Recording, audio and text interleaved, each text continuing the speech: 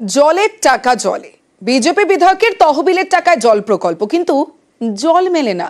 অভিযোগ, বিদ্যুৎ সংযোগ দেয়নি তৃণমূল পরিচালিত পুরসভা, আর এর জেরে জল প্রকল্পের পাম্পই চলে না। মালদার বিজেপি বিধায়কের নিশানায় পুরসভা। স্থানীয় তৃণমূল কাউন্সিলরের দাবি, তিনি কিছুই জানেন না।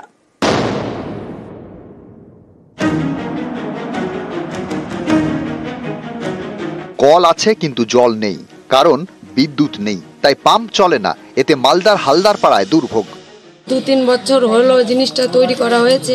এমএলএ হোক, নেতা মন্ত্রী হোক, তাদের কাছে হাত জোর করে বলছি আমাদের এই জিনিসটা চালু করে দিই, নাহলে এটা বসানোর তো কোনো মানে নাই। ওল্ড মালদা পুরসভার হালদার পাড়া। স্থানীয়দের দাবি, বছর 2 আগে এখানে জলাধার তৈরি হয়, নতুন কলও বসে, কিন্তু পাম্প চালানোর জন্য বিদ্যুৎ সংযোগ দেওয়া হয়নি, তাই কল থেকে জল পড়ে না। এ নিয়ে প্রশাসনকে জানিয়েও লাভ হয়নি বলে অভিযোগ। কেউ বলছে ব্লক জানে, কেউ বলছে পৌরসভা জানে, কিন্তু এই দুটানার মধ্যে আমরা পড়ে আছি। পরে থেকে জিনিসটা তো নষ্ট হচ্ছে। আমাদের কথা, যেটা রাজনীতি না করে গ্রামবাসীর জন্য জিনিসটা ঠিক করে দিক, সে যেই করুক।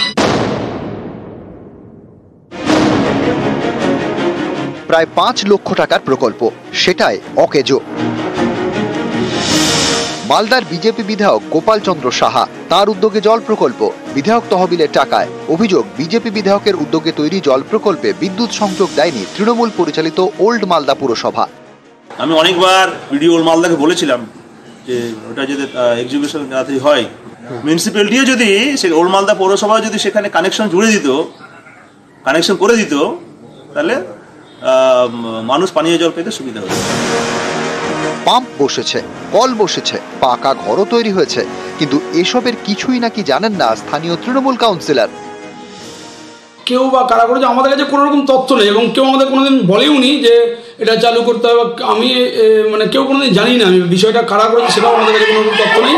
যদি ব্যবস্থা করা যায় আমাদের পক্ষ, আমার দ্বারা যদি হয়, বা তাহলে অবশ্যই আমি চেষ্টা করবো যেখানে যেখানে কথা বলা দরকার তাদেরকে সঙ্গে নিয়ে গিয়ে সেটা ব্যবস্থা করব। আমাদের যদি আইনগত কোনো বাধা না থাকে বা কেউ যদি না বাধার সৃষ্টি করে, তাহলে অবশ্যই আমি মানুষকে সঙ্গে নিয়ে করব। মালদা থেকে সেবক দেব শর্মা, নিউজ 18 বাংলা।